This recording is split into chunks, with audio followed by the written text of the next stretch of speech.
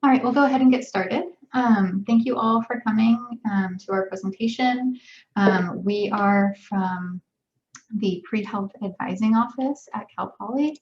And so we will be talking about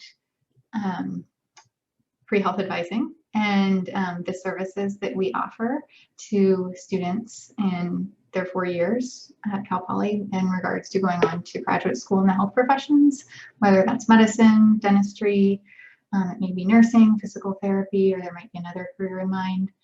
We advise on pretty much the majority of the health professions. So we'll be talking a lot about that today. Thanks so much. Just some general housekeeping stuff. We'll have our presentation, and then we will also be doing some Q&A at the end of the presentation. If you do have questions, please hold off until the end to ask your questions, and then we will either answer them live or directly to you depending on the question. So thanks again so much. What we will be covering today is just a general overview of what is pre-health advising and what we do at Cal Poly and in our office. We will be talking about some of the myths that many students think of when they think of going on to a health profession and debunking those myths. We'll be talking about specifically to medical schools. We'll be talking about admission statistics to those schools. And then we'll be interweaving kind of throughout how a lot of this is relevant specifically to Cal Poly.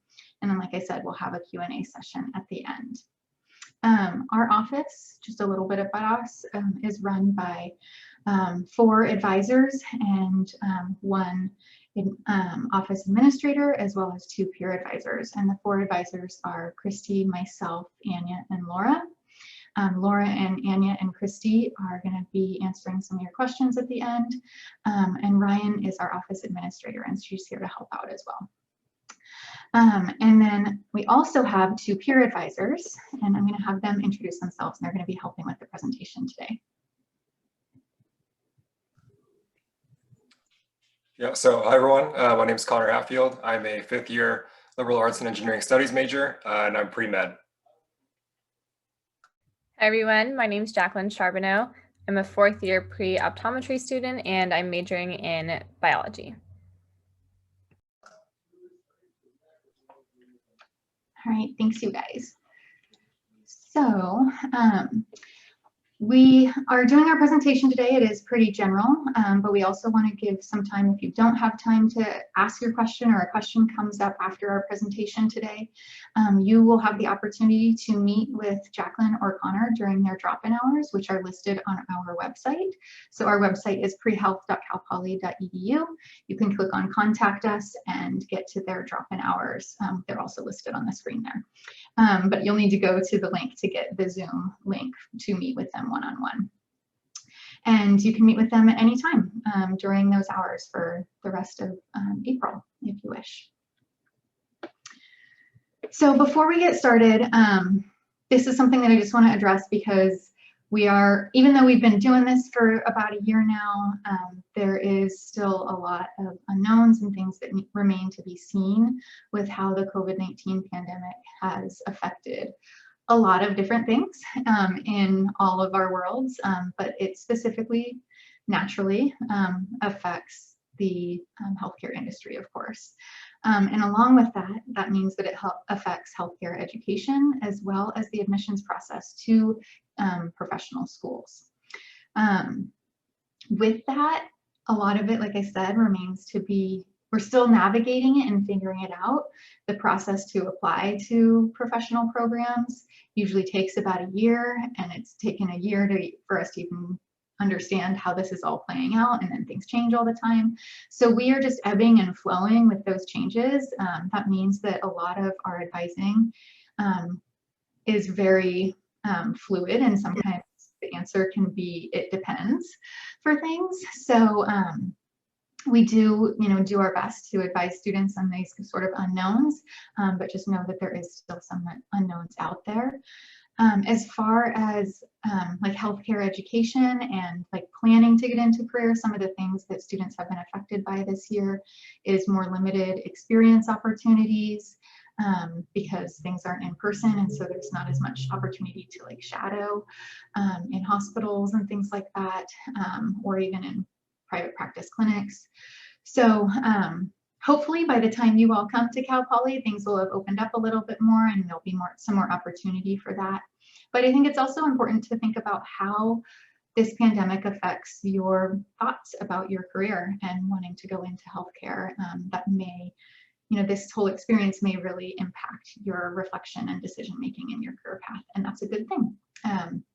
So it's one way that we can put a positive spin on all of this, is that it's really going to allow you to see that this is something that you want to do or not. So just kind of, like I said, ebb and flow with the advising that you will get over the next couple years, because we are still navigating it, and it's a process to get it all figured out. So what is pre-health advising? I'm going to speak in general about what pre-health advising is, because many of you are probably evaluating Cal Poly with some other schools and programs, and it's just important to know that pre-health advising should exist on any of the campuses that you are looking at. And one of the things that you want to do is find out where that office is, who those people are, so that you know who and what kind of support you'll be getting from those offices. What pre-health advisors do is we will work with you on exploring your careers of interest. And so many times students come in saying, I really want to go to medical school, and then during their time, either in academics or involved in experiences, they find something else that they're gravitated towards, and we will help you navigate some of those decisions and what feels like the best fit for you. We'll also do some of the nitty-gritty, kind of more specific things, like planning out your courses that you need to take that will go alongside your major courses. We will also help you plan out the sequence of those courses. They all are courses that tend to build on each other. We will talk to you about experiences that are both available on campus and in the community. We'll talk about some of those today. And then once it gets time to apply, we support students in their application process. So we will do mock interviews, we will read personal statements, we'll go over your application with you. And we do those in both group advising workshops as well as one-on-one. And that's typically how most pre-health advising offices work on any campus. And so it's really just important to find out who those people are who will be supporting you in that path, no matter where you go. It is a little bit variable in terms of where you end up as to where that office is housed. So at Cal Poly, our office is housed in the Science and Math Student Services office. At other campuses, it might be housed in the Career Center, or it might be housed in a biology department or a chemistry department. It might be run by people who are faculty, or it might be run by people like ourselves who are full-time professional advisors.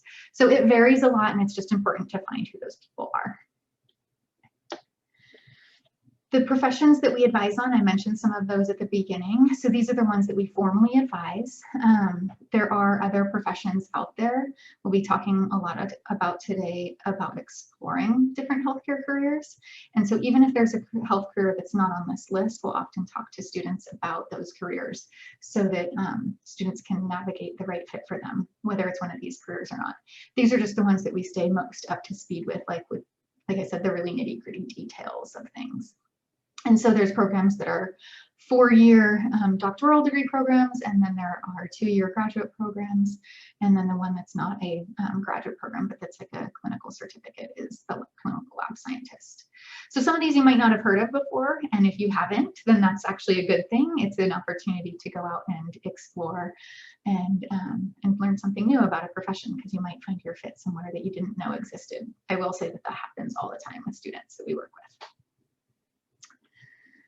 So what our office specifically offers to students is we do a lot of our work is one-on-one advising. And so that might be with Jacqueline or Connor, or our new staff of peer advisors who are going to be starting next year, as both Jacqueline and Connor are graduating. We have our website, like I said, prehealth.calpoly.edu. There's a lot of really great information there that I would suggest you browse through even now as a prospective student. Specifically under the careers section, the experiences section, and the blog. Those can be really great places to start looking at some of the things that are available to you at Cal Poly. We also have a Canvas site. This is specific to students once they're enrolled at Cal Poly, but it just provides some additional resources to our pre-health population of students. Like I said before, in addition to the one-on-one advising we do, we also offer workshops on a variety of topics. It just kind of depends on what it is that students are wanting. Primarily, they are focused on application sessions, and sometimes we'll do presentations to clubs as well. As well. On our website, the careers section also has specific career profiles. So you can read about the careers that we advise on, the classes that are required, the schools that are in California, and so on. We also, in pre-pandemic times, were able to offer some great courses to students, and we're hoping that we'll be able to offer these again at some point, but we probably won't be offering them until the fall of 22 at the earliest. These courses are experiential or exploratory in nature. So SCM 101 is a class that we often really encourage our first year students to take because it allows you to see a wide variety of healthcare careers. And so if that's not offered during your first year, like I said, we're not planning to offer it until fall of 22 at the earliest. You can take it as a second year, and that's totally fine. These other classes are more experiential in nature: Bio 253, Bio 301, SCM 363. They are classes that are get you out into the community in San Luis Obispo, either in the sense of being in a clinical setting and shadowing, or doing community service with a specific community service organization. Again, because these classes are so in person, we had to cancel them for the time being. And we don't know when we'll be able to restart them, but I'm hopeful that for the 22-23 year, we'll be able to start again. We also do, like I said before, application and personal statement and interview support. And then we also have a lot of clubs on campus that we do have clubs like specific to each of the health professions careers. So now I'm going to turn it over to the peer advisors, and they're going to discuss some of these myths that can come up often for students. Yeah, thank you, Megan. So the first myth we want to address is that you have to be a science major to be pre-health. So this is a pretty common conception that students come in with, that they have to be biology or chemistry major if they want to go to medical school or nursing school. And the reality is that you can be any major. You can be Spanish, you can be business, you can be engineering. It really doesn't matter as long as you're completing the prerequisite courses for that program. So you may have to take classes outside of your major if you choose a non-traditional pre-health major, but the schools themselves, so the health professional programs, don't have a preference for what you major in. They'd rather you choose something that you're actually interested in and that you really enjoy, and that's just true to your interests, than you pick a major just because you think that's what they're looking for.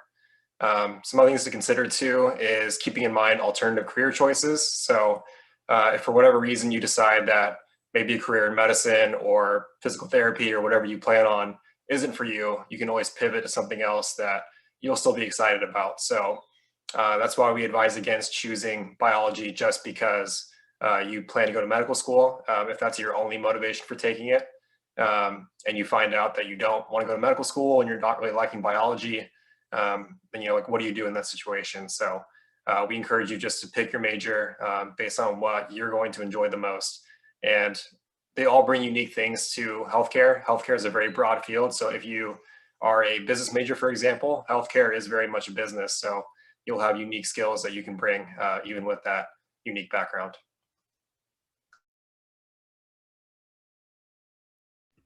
Okay, moving on to the second myth here, that studying abroad is not possible. And that's definitely false. A lot of people believe that you can't study abroad as a pre-health student because you have all these extra classes or experiences that you need to be doing, but this is actually an experience that could count towards that. And I can attest to that because I actually spent a summer abroad, and I would definitely recommend it to anyone who's considering going abroad. There's just some planning that needs to be done. So, you have to really think about it and kind of balance your major with your pre-health prerequisites, as well as saving classes to take abroad. Like some people will choose to save general education classes because you want to get those labs and everything out of the way at Cal Poly, so then you can have time to go abroad and take whatever classes you want to do there. But the good news is we have a really great study abroad office on campus, and they have peer advisors and professional advisors that'll help find a good program for you and figure out what timeline is best for you in terms of going abroad and getting those opportunities set. And again, relating back to pre-health, there's more than just study abroad. There's other experiences that people can choose to do if they're hoping to go, explore a new area. So you can do health-related shadowing or some different opportunities just to have like programs and learning opportunities that aren't necessarily taking courses, but it's still getting that experience being in a new culture and being able to put that towards your pre-health resume and applications.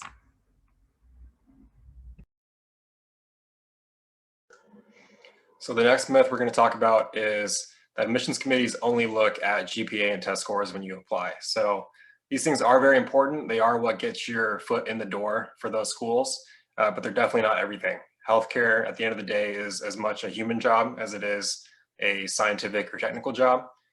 So programs don't just want someone who's really smart. Obviously that's a big plus, but they want someone who's professional and mature and compassionate and will be a good healthcare provider. And that's something that your grades and test scores can't speak to. So this is where your personal statement, your letters of recommendation, your experiences all come in to show like what kind of person you are, what are your characteristics, what unique qualities are you going to bring. So all this is saying that if you, for whatever reason, struggle during your first few quarters or you get a C in chemistry, it's not the end of the world. It happens to lots of students and they still go on to medical school, still go on to dental school. You're not doomed. So just do your best. And if you struggle, get help where you can, but there is more to these professions than just grades. All right, moving on to the next myth here, that a strong resume of experiences will compensate for a low GPA. And that unfortunately is not true either, because your GPA and your test scores, like your MCAT or the test that you're taking for whatever profession you hope to go into, those are often the first screen that schools will look at. And so sometimes programs will have a minimum GPA to apply. So it's really important that you pay attention to your GPA, try your best to do well in your classes, because that is something that will be kind of step one in getting your foot in the door for whatever program you hope to go into. But with that said, the quarter system is definitely very fast and it can be a big transition for students. I know even for me, it was definitely a big change from going from high school to college. So there's not a need to worry or freak out if the first quarter doesn't go as smoothly as you want, because there's time to make up for that. And then also schools do see your GPA trends. So if you're somebody who struggles a little bit and then you're able to figure out what study techniques work for you and you really get it together and start improving your grades, that trend will be looked at and it will be seen as a positive thing. So that's just something to keep in mind, that experiences, yes, those are super important. And Connor is going to talk about those more in a second, but you also need to balance that with the GPA and the test scores as well.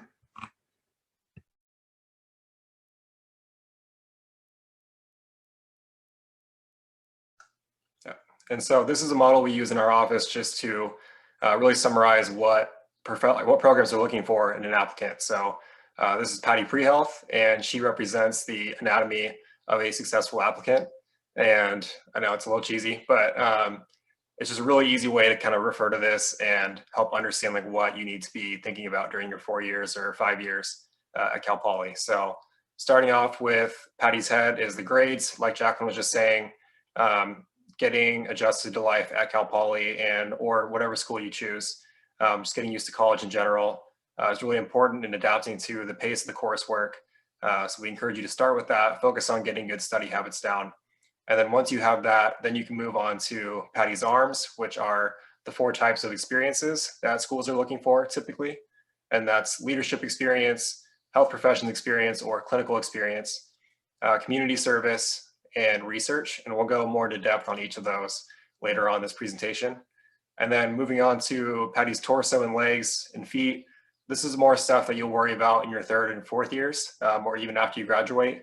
And that's your entrance exams, letters of reference, personal statement, applications, and interviews. And this is all stuff that you would meet with our professional advisors for. So Megan, Christy, Laura, and Anya, they'd be the ones to help you with that. But like I said, for right now, if you choose Cal Poly or wherever you go, just focus on the grades and slowly adding experiences in as you find them. So.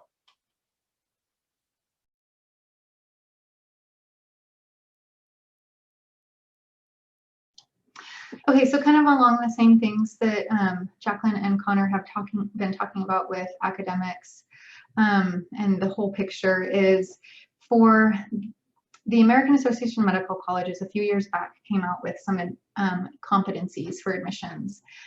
When I looked at them, I was like, hey, these work for every career, not just medicine. So we like to talk about these competencies and apply them to all of the different healthcare careers. And oftentimes you can even apply them to careers outside of healthcare. And they're just ways of thinking about developing into a strong candidate, like Connor was saying, to become PADI. They're broken up into two areas. We break them up into the kind of like learning and thinking competencies here, and then there's some ones that are more professional based that we'll talk about in a little bit. These competencies are going to be things that you spend time developing most often in the classroom. So your critical thinking, your that says qualitative reasoning, but it should say quantitative reasoning. Both are beneficial, but specifically the competency is quantitative reasoning, so your math skills, and scientific inquiry and written communication. So you're going to develop these skills in your classes, and you can develop them in not just your classes that are prerequisites, but you can develop them in classes outside of your prerequisites as well. In particular, things like critical thinking, and all of these things, especially, you know, I'd say the one thing that's specific to healthcare careers is scientific inquiry. And so beyond that, though, critical thinking and quantitative reasoning and written communication, again, these are skills that are beneficial for any healthcare career. I like thinking about things in terms of competencies as opposed to just like I need to check these boxes, because then you can spend time thinking about not just the what you are doing, but the how you are doing it. And how you're getting to the goals. How are you doing the things to check those boxes? The boxes are important to check, but what are you doing to meet those things? How are you thinking? How are you reflecting on all of those things? Within the scientific inquiry, the healthcare fields are very interdisciplinary, and they cover both the life sciences, physical sciences, as well as the social sciences. And so it's really important to have a broad understanding of all of these things and how they are integrated together. So we really encourage students to take classes from a variety of disciplines. That's why we so often talk about majors not being the thing that is of utmost importance, because any major, like Connor had said earlier, can be an asset to a healthcare career. That being said, you do need to take some specific courses in the sciences and in human behavior. And those specific courses we will advise you on specifically to who you are when you come to Cal Poly. Some of those are also listed on our website. So.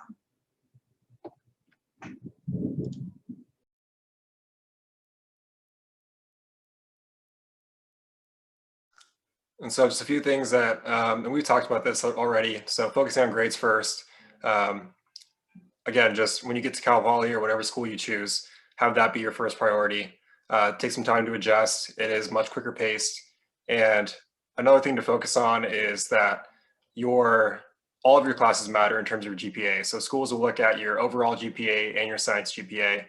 So it's not like you can just focus on chemistry and then, not put much effort into English or psychology. Those are all classes that will show up on your transcripts and on your application. So you should be doing your best in all your classes, but especially focusing on your science classes. So things like biology and organic chemistry, make sure you are investing the time into not just learning, but understanding those courses. And like Jacqueline mentioned earlier, upward trends are important. So if for whatever reason you do struggle in your first quarter or two at Cal Poly, there's plenty of time for you to improve and show that you can handle the rigor of professional school. So don't panic if you have some hard times at the beginning. There's plenty of time to turn it around and show that you are a competitive applicant. And the one I really want to emphasize is just to be engaged and interact with your faculty members. So at Cal Poly, we're very lucky to have relatively small class sizes and professors that are super open to getting to know you as people, and you have an amazing opportunity to form relationships with them and be mentored by them. And it'll not only help you in the classes because you can go to office hours and get help with homework and all that kind of stuff, but we'll talk about later on when it comes to getting letters of recommendation. Those are going to come often from faculty members that you've gotten to know through office hours or through projects. So I really encourage you don't just show up to class and do the minimum and then never talk to your instructor. They're people too. They want to get to know you. That's why they're professors. They love working with students. So encourage you to be engaged. And the last thing is, Megan's alluded to this already, but the MCAT specifically for medicine, but every health career requires knowledge of the social and behavioral sciences. So it's not just the biochemistry, the physics, the math that matters. Things like psychology and sociology are super important for understanding humans and how to interact with patients. So. All right, and so we have another myth here that AP scores meet admissions requirements. And the truth is it really does depend. Some schools and programs accept all AP credit, some accept AP credit for certain subjects, and then other subjects they want you to take at your four-year college. And then some programs might not accept any AP credit and they want all of your prerequisite courses to be taken at Cal Poly. And so the answer here is definitely just you're going to meet with us and we'll help go through what programs you might be interested in and kind of what your plan is. So you're not on your own with this. It's not, I know it's going to be confusing, but it's not something that you just have to figure out. Like we'll help you work through that. And the options kind of are either to repeat the course. So like you have credit in AP Psych, for example, and a school doesn't accept that, then you just take general psych at Cal Poly again, and it's not the worst thing to happen. Or you could take an advanced class in that same subject area, so a higher level psychology class to show that critical thinking and that you really mastered the subject. So there's different ways to work through this, but it's just good to bring it to your attention that just because you have AP credit doesn't mean it'll necessarily apply to everything down the road. But it doesn't mean it wasn't worth it either, because that's what got you here today and it's prepared you for your classes at Cal Poly. And then just speaking for myself, I can say that having them has been really beneficial in terms of just my own study skills and learning how to adapt to fast-paced courses. So it definitely is beneficial for anyone who has those classes coming into Cal Poly.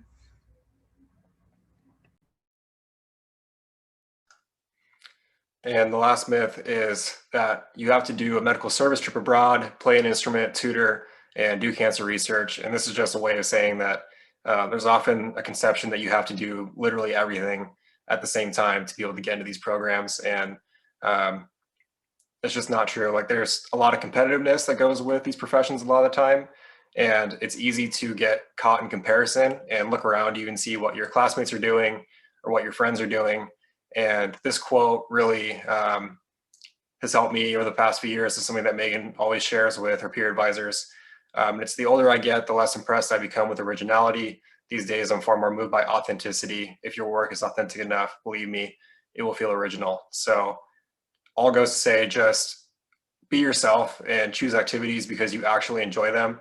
Don't do cancer research if you have no interest in cancer research.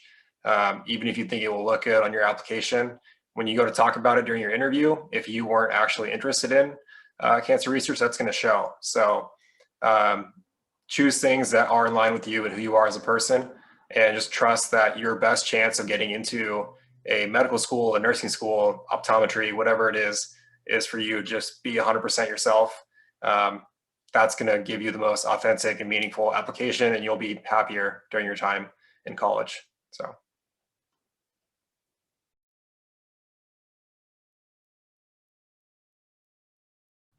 Okay, so now we're going to talk about some of the main example experiences. So Connor talked about the 4 main experiences when he was going over Patty pre-health, but we just want to give a couple anecdotal experiences about what we've done while we're at Cal Poly and just kind of what some of the general options are for students at Cal Poly. So starting with myself for health related, I think shadowing has been the main source for me.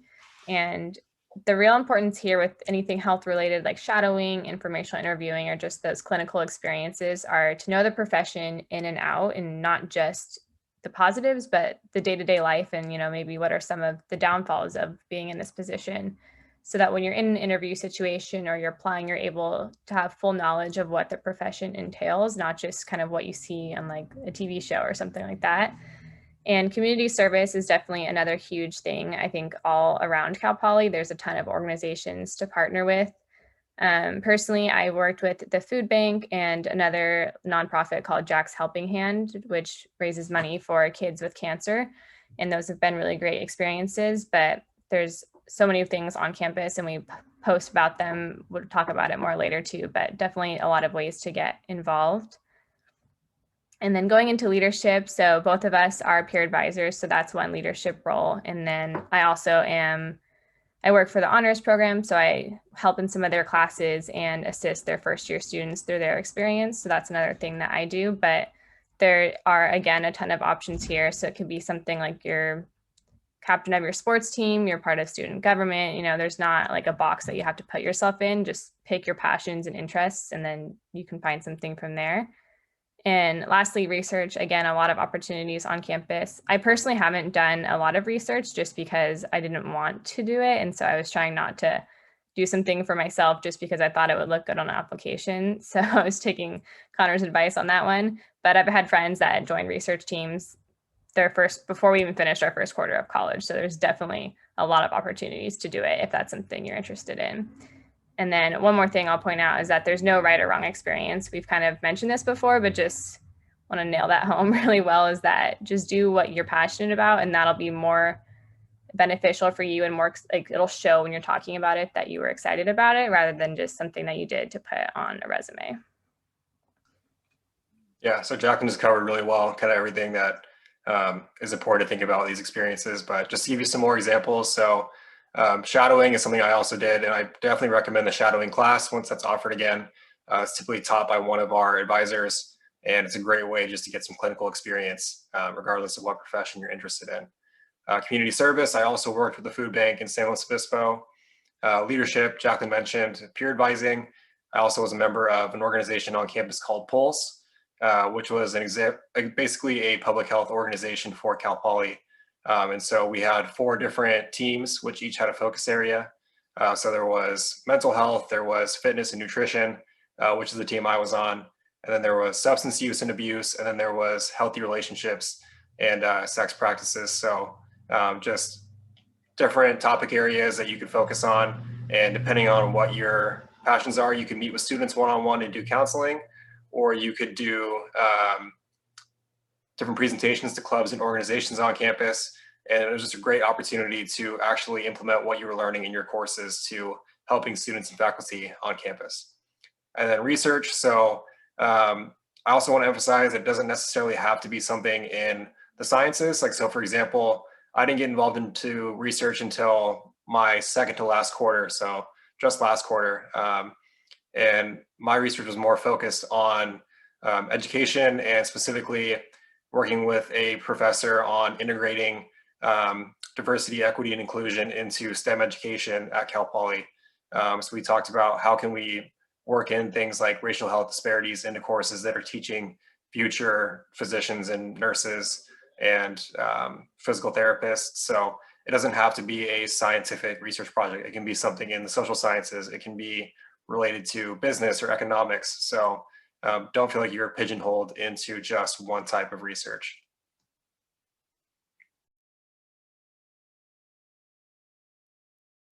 Okay, now that we've talked about our experiences, here are some ways that we advertise them. So we recently started our pre-health blog, which you can see here, and there's the link up there.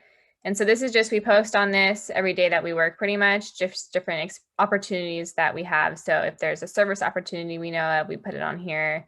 Job opportunities, different workshops that we do in our office, or things like if different pre-health clubs on campus will advertise their events and their guest speakers for them. So this is a great way for students to just kind of see, one, what's out there, and then also to find those opportunities and connect with schools or programs or just community in general, like different nonprofits, or however you're looking to get involved. You can probably find something on here.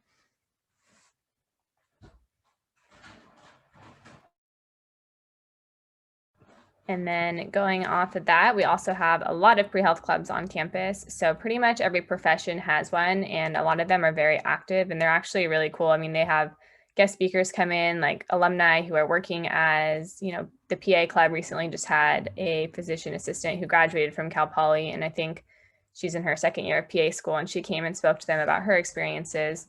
So things like that are just really great ways to, one, meet people that are having similar interests as you, and then you can kind of go through the process together, because it can be kind of scary and confusing sometimes navigating the whole application process and everything. So just having a group to help you and support you through that is really great. And then it's also just a way to find different activities, and a lot of them will do stuff in the community and just different projects and ways to get involved. So there's definitely a lot of ways to get involved and to find like-minded people, and then just learn more about the professions that you may be interested in, even if you're not 100% sure that you want to pursue that.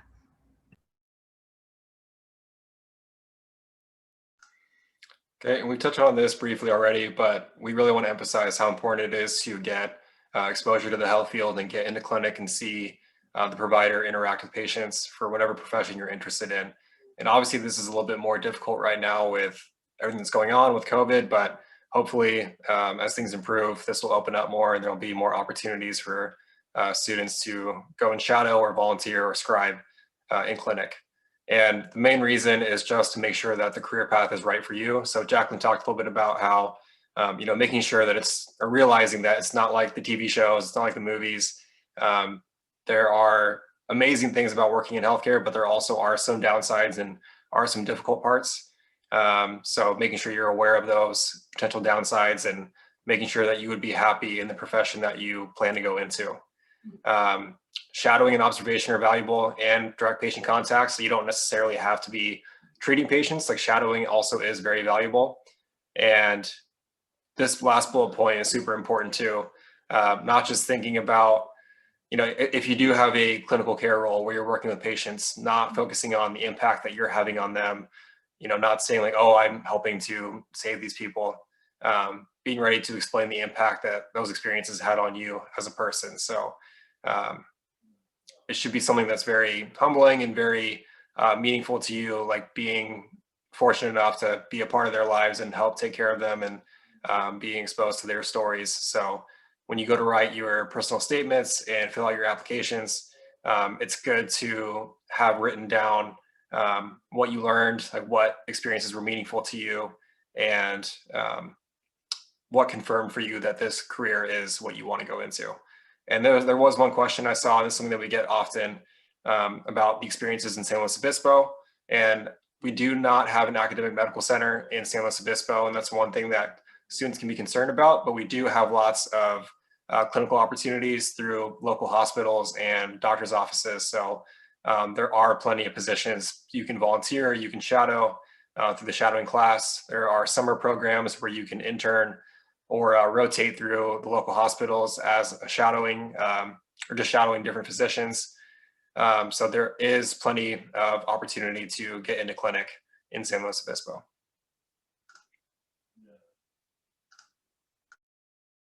Okay, and that brings us to our final myth here, that becoming a physician or whatever health career profession you want to put in that blank is the only career option for me. And hopefully by this point in the presentation, you know that that's not true, because there's definitely a lot of opportunity to change your mind. Like, let's say you're in a shadowing experience and you realize that this is not what I thought it was, and it's not really what I want to do with my life. And that's totally okay, because there are a ton of options out there. And it's definitely completely normal and actually really common to change your mind, come in with one idea, and then as you learn more about one, yourself, and then one or two, the career itself, you might realize that there's something that fits you better. And so that's where exploration comes along. And it's definitely really important to explore the different careers that are out there, because sometimes there's just things that we don't even know about. I mean, I'm still learning about health professions that I didn't even know existed, and I've been working as a peer advisor for 2 years now. So there are a ton, and you can go on this website here, is explorehealthcareers.org. This is a great one to just learn more about what the different professions do as daily tasks, kind of what their education is to get there, what the projected growth is of the career. So definitely check that out if you're someone who's wanting to go into the healthcare field, but you're not really sure what is going to be the best fit for you, or even if you have an idea in mind, it's still great to see what else is out there before you commit to that.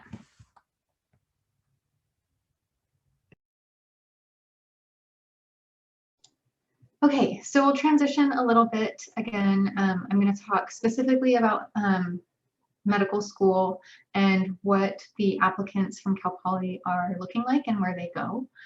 So kind of along the lines of what Connor and Jacqueline have talked a lot about in terms of exploring lots of careers, finding your right fit. Many pre-med students are unaware that there's actually 2 philosophies of medicine and 2 different types of medical schools that you can go to. Sometimes even us as patients don't know that, and we'll meet with, we'll have a physician who is trained under one philosophy, and we won't actually know that unless we're familiar with the paths to medical school. And the reason that people often don't know this is because what a physician does with their patient, their roles and responsibilities are very much the same. It's just a little bit different of a philosophy that they are trained under in their 4 years of medical school. So one of those philosophies is allopathic medical school. Allopathic physicians have the medical doctor degree after their names, MD. And these are the schools that many of our pre-med students in the past 5 years have been accepted to. They are listed in alphabetical order aside from the ones in California, which are listed first. So we have a number of medical schools in the state of California, and students are regularly accepted to many of these. The other philosophy of medical school is called osteopathic medicine. And so these are the schools, the osteopathic medical schools in the state of California, or not in the state of California, in the nation, and where our students have been accepted. So you'll see between these 2 lists that students, as far as medical school applicants from Cal Poly, are really going nationwide. They get accepted to California schools and they get accepted to schools out of state. While these schools on the allopathic list may look very similar, or not similar, but familiar to you, like UCLA, University of Maryland, University of Colorado, Tulane University, these schools are familiar to you because they have undergraduate programs. The osteopathic schools tend to be housed in institutions that are graduate only. So you might not have ever heard of these schools, but that doesn't mean that they are nothing schools. It just means that you're not looking at them from an undergraduate lens right now when you're applying to undergraduate schools. So either path is fine. We have many students who actually end up applying to both allopathic and osteopathic medical programs and then decide based on where they were accepted and where feels like a good fit for them to go on to graduate school. Applying to medical school is similar to applying to undergraduate in that you're trying to find the right fit. And so that's ultimately one of the main things that we advise students to do as they once they get to that application phase of their timeline. These are like the numbers in terms of what number of students have been applying to medical schools from Cal Poly, and this is aggregate for both allopathic and osteopathic schools. Some things that I really like to highlight, and this is over the course of 5 years, 2015 to 2019. One of the things that I like to highlight is oftentimes there's an idea that you need to go right into medical school after finishing your 4-year undergraduate program. And you'll see that only 9% of graduates from Cal Poly do that. I would guess that that is actually quite similar nationwide. It is becoming much and much more common for students to take 1 to 2 years off, as you'll see here. So, you know, over 50% of students are taking some time off in between graduating from their 4-year school and going on to medical school. And the reason is because, like we've talked about, there is so much that goes into deciding if this is the right thing for you. There's exploring different careers, there's reflection, there's experiences, there's classes, there's tests. And then there's also just adjusting to being a college student, and that all takes time. And so that's why it's becoming more and more commonplace for students to take some time off. During that time off, essentially what students often do is they gain some more experience, they gain some more exposure. So they're not just sitting at home. To the parents who are here, they are involved in other experiences, whether it's more community service, jobs, shadowing, or a combination of all of those things. So they're continually improving their applications so that when they apply, they have a really strong chance of being accepted. Which is one of the things that we advise for students too when it comes to applying, is making sure that you apply at a time when you're going to be most competitive, you're going to be your strongest candidate. As far as majors that have been going on to medical school, is these are the majors from Cal Poly that are most common. So biology is a very popular major to go on to medical school. However, these numbers again are the percentages of the students who applied with those who were accepted. So the reason why there's such a high number of biology majors is because it's mostly biology majors applying to medical school. But we have a lot of students from other majors as well: biochemistry, biomedical engineering, kinesiology. Because public health is a new major at Cal Poly, we don't have that on this list here yet, because it's only been, I think, this year that students have been applying to medical school with a major in public health, so we don't have data on that yet. But you'll see 10% come from other majors not even listed here. So like we've talked about, any major is acceptable to go on to medical school. Oftentimes students think you have to have like a 3.9 or a 4.0 and to get into medical school. And the reason why we put the ranges in here is to show you that yes, you need a strong GPA, but there is a range of what is accepted. Yes, a 2.8 and a 3.0 are very low on the spectrum. Usually students who have that low of a GPA, we're advising to go on to a post-baccalaureate program, and that's likely what that candidate had done to gain some additional academic preparedness.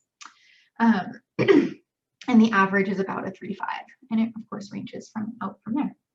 The MCAT is on a scale of like 470 to 528 or something like that. And so the range of accepted scores is between a 503 and a 519. And from Cal Poly, most of our students, we would advise them to have around a 512 as far as like really being a strong candidate. The BBFL is the Biological and Biochemical Foundations of Living Systems. So that's like your life sciences section of the MCAT. There's 4 sections of the MCAT. And so the average for Cal Poly students who have been accepted is about a 129 in that section, with a range of 123 to 132. And so over the course of 5 years, we typically have about a 50% acceptance rate for students getting accepted to medical school. So 50% of the students who apply are accepted to medical school. That's very on par with the national average. And typically, I would say in about like on an average year, we usually have anywhere from like 50 to 60 students applying per year to medical school. So it's a pretty small number for the size of Cal Poly. Like if you looked at one of the UCs that has a similar population number of undergraduates, they might have a higher number of students applying to medical school. And the reason that we have fewer number of students applying to medical school is because Cal Poly is more of an agriculture and engineering school. So we have less people interested in going on to medical school at Cal Poly. And then we also have plenty of students applying to other health careers like nursing and physician assistant programs, physical therapy, optometry like Jacqueline, dentistry. So that's not the entirety of our pre-health population. What I will say is that you'll probably be looking at these numbers, comparing different undergraduate schools. Oh, if I go to Cal Poly, I have a 50% chance of getting in. If I go to UCLA, then I have a such and such chance of getting into medical school. And that's not what this number indicates at all. You getting into professional school is 100% based on your effort and your work to get there. And so primarily what you want to be thinking about as you are evaluating your decision on where to attend for your undergraduate is it a good fit for me? Am I going to be able to succeed there? Am I going to get the support that I need there? That's one of the reasons why at the beginning I said, find the pre-health office, find who's going to support you in this path, because that's going to be a really important part. Yes, it's a lot of hard work on your part, but you do need support, and you want to make sure that you're going to get the kind of support that you want and need. There might be other things that you need support with, and so you want to look and evaluate the campuses to make sure that you're going to be able to get the support and thrive in your academics and in your own personal development and professional development as well, because those are the top 3 things that matter for ultimately being a strong candidate when it comes time to apply. Where you go to school for your undergraduate is actually not that big of a deal when it comes to applying to medical school. It's all about what you make of it during your 4 years of wherever you are. So just keep that in mind. Yes, it's 50%, but don't put that number into your thought process in terms of your chances for getting in, because it's not the lottery.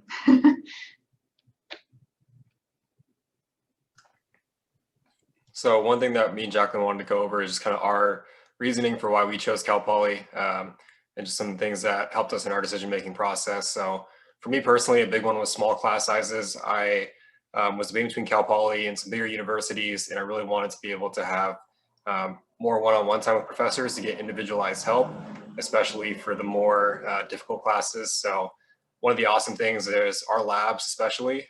So for example, our organic chemistry labs, I think, were always 12 to 16 students, which is incredibly small for a university. So for those challenging subjects, you have a lot of one-on-one help. Another thing that really drew me was the learn by doing. So you'll hear that a ton. I'm sure you already have if you've been considering Cal Poly. But from the first day and from the first quarter, you're going to be in lab actually doing the things that are a part of your future career or related to your major. So if you're an engineering major, you will be doing hands-on engineering projects from day one. If you are a public health major, you will be working on and learning about like public health programming and how to implement a program. And we're very much a project-based school. So you'll leave Cal Poly having actually done practical things for your career, not just learned about them in a textbook. And then Megan talked about this quite a bit in the last few slides, but and I was in pre-health when I came to Cal Poly, so this wasn't a decision for me, but looking back, our pre-health advising office is incredibly helpful. And that's just because of our advising staff, like Megan, Laura, Anya, and Christy are incredibly helpful. Like before I had this job, I came in the office quite a bit, and they were just extremely helpful for me, like navigating the process. Like the mock interviews are super helpful. They give you tons of one-on-one help with personal statements and applications. So I really want to echo what Megan was saying about finding a campus that will support you and provide you with the resources you need. And I feel like Cal Poly and our department does an excellent job of that. So. Okay, so I feel like Connor did a really good job covering that, and my experiences haven't been that different, but I'll speak to them a little bit more. So I also was choosing between Cal Poly and a couple of bigger schools, and I was really drawn to the small class size. I think that that's just an environment that I learned better in, and I was excited about having classes that were taught by the PhD. I don't think I've ever really had a class that wasn't taught by the professor themselves, and that is really important to me. I mean, you're able to just learn a lot more that way, I feel like, and it's a lot more collaborative and just kind of a way to get to engage with the course as a whole. And with that said, they're definitely all very accessible. Like most of my professors, if not all of them, I feel like know me by my name, and you go to office hours and they want to talk to you and they're excited. It's not just, something that they're forced to be there for. Like they actually really enjoy their jobs and are hoping to talk to you more about the course or what research they're doing. And that was really something that I benefited from, and like I value that. So that's why I picked Cal Poly, obviously. The learn by doing, I know Connor mentioned this a little bit, and it does kind of get cheesy, but it also is really important. And even to this day, I really do value the learn by doing. Even in my first week of lab, I think as a freshman, we were doing full lab experiments and able to really engage with the material. And that's how I learn. And it's just kind of a way to take it a little bit deeper and kind of get into that. Like, even if you're not necessarily doing research, you're still doing more than just reading a textbook and watching a lecture video or going to lecture and taking notes. So that was something that I really valued. And coming in as a biology major, I also had the idea that I wanted to do research, and there's definitely a lot of opportunities for that, especially being a primarily undergraduate institution. There isn't a lot of competition with grad students for research. It's not something that is like super hard to get into. Like students who want to do research can, and that's something that I was excited about doing when I came to Cal Poly. So I was really excited to have the opportunity to be able to start research early and actually have those positions available to students, not something that you kind of had to work your way up for and not really get to until your fourth year. Like you can start really as early as you want to once you have a couple classes under your belt. And the last two things I'll say is the collaborative environment. That was something that also was really important to me. I didn't want to be somewhere where people like didn't want to share notes with me or study together. I wanted to be somewhere where everyone wanted to learn together. And that was really the sense that I got when I came to open house. Everyone was just so excited about Cal Poly and wanted everyone, like they were just so welcoming, and that's kind of the environment that drew me in. And then also, it's not on the slide, but the location, you really can't beat it. So I had to say it because you have the beach and the mountains, and it's just so pretty and fun to be here. So.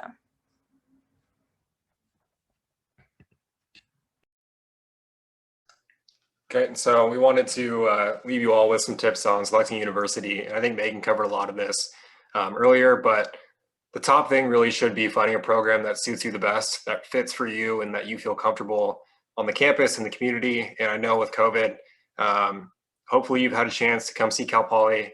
It can be difficult to decide without doing that, but I think once you walk around and see the area and get to experience like what the climate is like, what the environment is like, that can be a really good indicator.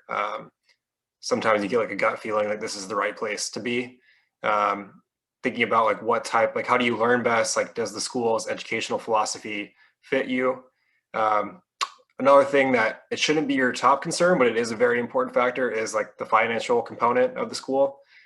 So going into a health profession is a very expensive track between undergrad and going to graduate school. So you don't want to completely neglect the finances. And this kind of goes to point number 6 on here, which is don't choose an Ivy League school just because it's an Ivy League school. So Cal Poly students, and students that get into Cal Poly typically get into a lot of different universities and are very academically successful. So they're often choosing between Cal Poly and other very high-ranking universities. So we would encourage you to, if that university feels like a great fit for you, then by all means, then that's the right choice. But don't choose it just because of the name. Don't go to Princeton or Harvard just because you think that name will help you on your application. Make sure that the school itself is a good fit for you, and that the curriculum aligns with how you learn. And also going back to like, what resources does the school offer? Do they have pre-health clubs? Is the research accessible? Do they have internships and different enrichment opportunities available to you? And then again, Megan touched on this, but we really want to emphasize that the statistics on their percentage of students that got into the program, I really would encourage you not to place too much weight in that. That number is really dependent on how many students report that they like. So it really depends on like, because not all students who apply report that they applied. So there's probably a significant number of students, and this is true for Cal Poly and every school, that apply and get in or don't get in, but they never let the school know. They never indicate to the program. So these are very limited data sets. And again, it's really just based on you. It's what you do with the resources that are there. You could be at the best university in the country, but if you don't work hard, it's not going to matter. And you could be coming from a community college and going to a less well-known state school and get into a top medical school because you worked really hard and took advantage of what you had. So I'd encourage you to look more at what resources are there, where are you going to succeed, where are you going to be happy, and less on their advertised statistics on their website. So. Okay, and as we wrap up our presentation and start to take your questions, we just have some resources for you here. So our virtual drop-in, Megan talked about this a little bit earlier, but we have our hours on there, and you're welcome to come and talk to Connor and I whenever we are available. And then our website as well, and email. Again, that will be Connor and I that manage the email. So if you have questions, feel free to email us. If they're more like personal and long, we prefer to meet with you just because there's a lot more that can be accomplished during that. But if you would prefer email, then that's also great. And then the Explore Health Careers, I talked about this a little bit earlier as well. And this is just a great website for people considering some different careers or just hoping to open your eyes to what else is out there.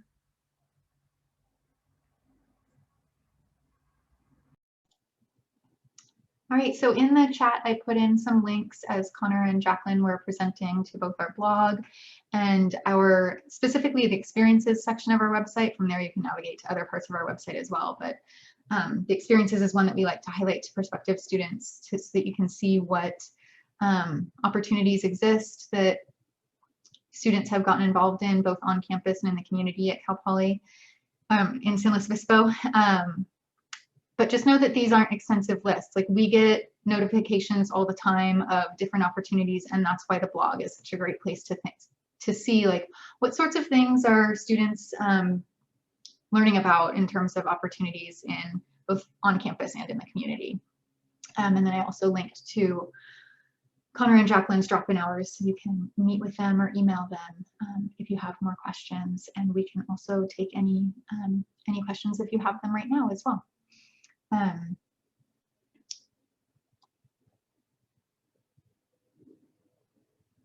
So one question that came up was someone had a question about looking at small liberal arts colleges having rates of acceptance to medical school in like the 80 to 90%. The reason why there is such a big difference is because oftentimes there are very different ways that offices, pre-health offices, support students in going on to professional school. One of those is this thing called a admissions committee letter. And what that is that schools advisors will interview and basically pre-screen applicants to go before they even will get a committee letter. So a committee letter is basically like a letter of recommendation. And in order to get that letter of recommendation, they have to be interviewed and pre-screened by the pre-health advising office. And so by the pre-health advising office pre-screening those applicants, then they're going to have a higher acceptance rate, because if an applicant doesn't meet the pre-screening process, they're not even going to get to the stage of applying to medical school. And so some schools operate that way. I'm not saying that, I don't know what schools you're talking about. I don't know how every school operates, but some schools do operate that way. At Cal Poly, we do not have any sort of pre-screening. Anyone who applies to medical school from Cal Poly, and we support everyone equally in that process. So another question that came up is, are Cal Poly students at a disadvantage in terms of experiences outside of the classroom because Cal Poly is not located near a large hospital or medical facility? Connor addressed this a little bit, but yes, we are not affiliated with any large teaching hospitals like some of the UCs are. That being said, I don't think that that is an important factor in having access to experiences. Sometimes those teaching hospitals will only work with students who are in med school and not for undergrads. Sometimes they do have experiences for undergrads, sometimes they don't. So that doesn't necessarily indicate more opportunity at the undergraduate level. And like Connor had talked about, it's really all about what you make of what you have here, and there are opportunities here. We have our shadowing course. Students often volunteer at the hospital. Sometimes students shadow not even as a part of the shadowing course. They will just find their own shadowing opportunities. One of our local hospitals, Marion, which is in Santa Maria, has a summer shadowing program. Many of the physicians and some of the hospitals in San Luis Obispo do a scribe program. And so that's where undergraduate students take notes for the physicians. And so it's basically like shadowing and taking notes at the same time, and usually they are paid as well. So it's paid shadowing is what I like to call it. A lot of those things, yeah, they're not happening right now because of COVID, but there's not going to be a lot happening in person no matter where you look for an undergraduate school right now, because medical facilities really need to protect their staff and their patients with the ongoing nature of the pandemic. As more vaccinations happen, as more things open up, those opportunities are going to open up as well, but they are kind of a lower priority for those medical facilities, so they're going to be one of the last things to reopen. So there are opportunities in San Luis Obispo. They might not look the same as they do at other schools, but really what it comes down to, like we've talked a lot about, is are you taking advantage of the opportunities presented to you? And also many of our students go outside of San Luis Obispo, so they'll take a summer program and get involved in a research or a clinical experience at another facility outside of San Luis Obispo over the summer. And those opportunities are usually available to students regardless of where their undergraduate school is. So there's lots of opportunities. Again, our blog puts a lot, we get bombarded with lots of things that are options for students, and we always post them to our blog so that students can find out about them. So. Another question that came up is there pre-health advising during gap years? And yes, we work with alumni. So when students graduate from Cal Poly, if they are deciding not to apply at the end of their third or fourth year, we will work with students years beyond. So sometimes we work with students who are 3 and 4 years out from graduating from Cal Poly, and we still work with them. Once a Cal Poly student, always a Cal Poly student is kind of the motto we operate under with that. There was one question that I saw, and Connor, I'm going to put you on the spot if you're willing. There was a question about change of major, and since you've done that a couple times, I thought you might want to talk about your experience. Yeah, for sure. So yeah, I changed twice during my time at Cal Poly, and I also heard the stigma that Cal Poly, it's impossible to change majors. Like, you can't do it. You're going to be here for 7 years if you do. So I came into civil engineering with no intention of going into medicine or healthcare at all, and realized that wasn't right for me. So I started looking around to switch. And with the help of the pre-health advising office and meeting with Megan and the other advisors, they were a huge help for me in figuring out like my next steps. And I ended up switching to biomedical engineering, and I did that for 2 years. And the process really isn't that bad. It's just a matter of so first of all, they want to make sure you're able to handle the academics of the major you're switching into. So if you're very early on in your career at Cal Poly, they will likely look at your application and from high school and your GPA from high school to see, like, would you have got accepted for this major originally? They'll also look at, and this is why they require you to complete at least 1 quarter before you begin the change of major process, is to see how you perform at Cal Poly. So if you come out of high school and you have a 4.0 but you get to Cal Poly and decide that, or you just for whatever reason don't focus on school, and you have a 2.0, you're not going to be able to switch into many majors doing that. So they want to make sure that you were competitive when you applied, and that you're also handling the coursework well at Cal Poly. So they'll look at your GPA, both during high school and at Cal Poly. They'll ask you to do some research and fill out some questions about why you want to switch. So it's not as simple. The only reason people, I think, would say it's difficult is because they want to make sure you really want it. It's got to be something that you have a good reason for. So they'll ask you to explain your reasoning. They'll ask you to provide evidence from your research, whether that's talking with somebody in that field or doing research online or interviewing a professional. So it's very doable. The advising office that does it typically is the Mustang Success Center, and they have lots of advisors to help walk you through the process. And I was able to change majors twice and still graduate in 5 years, which, coming from an engineering background and doing the medical school coursework at the same time, I think is pretty awesome that I was able to get out in just 5. I think if you're switching, it's definitely doable to switch majors and still graduate in 4 years. So you don't need to feel like if you wait until your second year to switch that you're going to be stuck here for 6-7 years. So my best advice would be choose something because you actually want to go into it. Don't just switch because you think it's going to look better on your application. Do your research on what the classes are going to be like. Talk to students that are in that major. Talk to professors, so you know kind of what you're getting into. And don't be intimidated by the rumors about Cal Poly. It's not impossible. There's plenty of advising here to help you. So it's, long story short, it's very doable. Thanks, Connor.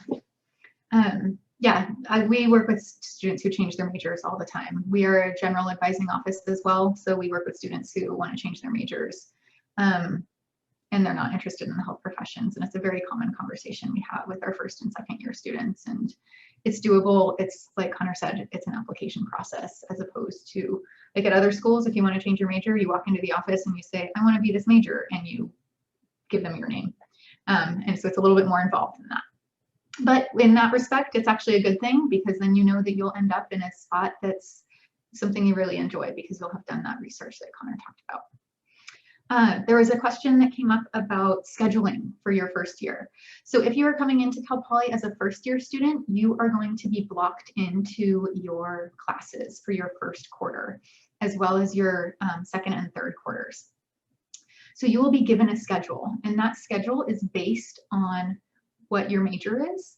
And so if you are majoring in one of the sciences, chances are you're going to be meeting the prerequisites for going on to a healthcare profession, so like medical school or dental school.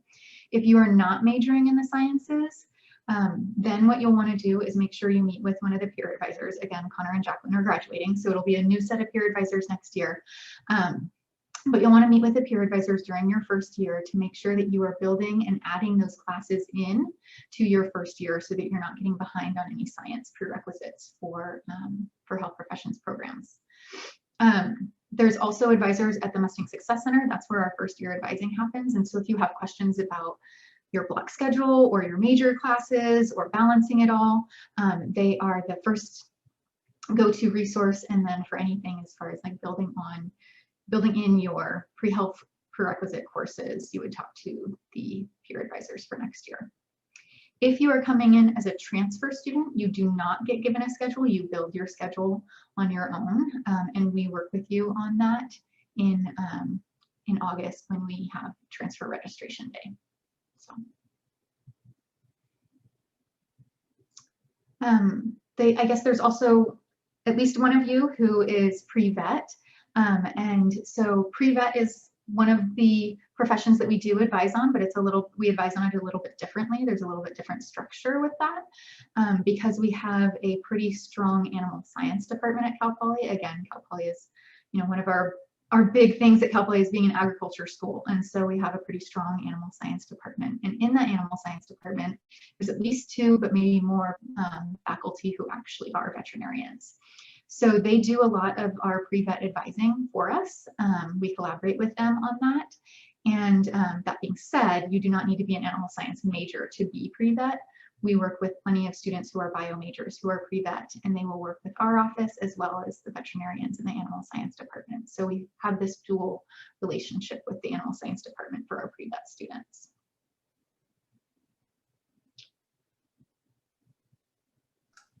So there wasn't a question related to this, but just one piece of advice I want to give to incoming students. If you choose Cal Poly or wherever you go, I really encourage you to meet with the peer advisors. It's not going to be Jacqueline and I, like Megan said, but we are super accessible to students. And I think students can be either not intimidated, but they feel like they're bugging advisors if they meet with them all the time. But we are very available. We don't typically have like long wait times to be met with. So if you have questions, if you have concerns, like don't hesitate to drop in with whoever we hire for next year. I'm sure they'll be great advisors, so they can be a huge resource for you.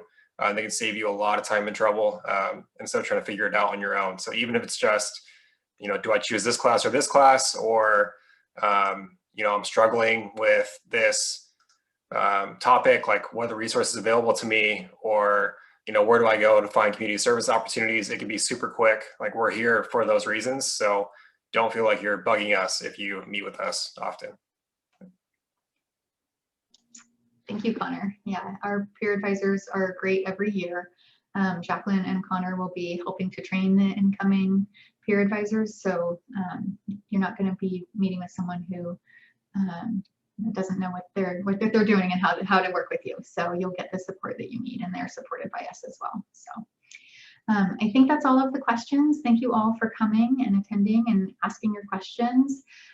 Like I said, and Connor and Jacqueline have both said, please meet with them if you have follow-up questions, and you can meet with them one-on-one in their drop-in hours, or you can send them an email. So best of luck with your decision in choosing a school, and thanks so much for coming.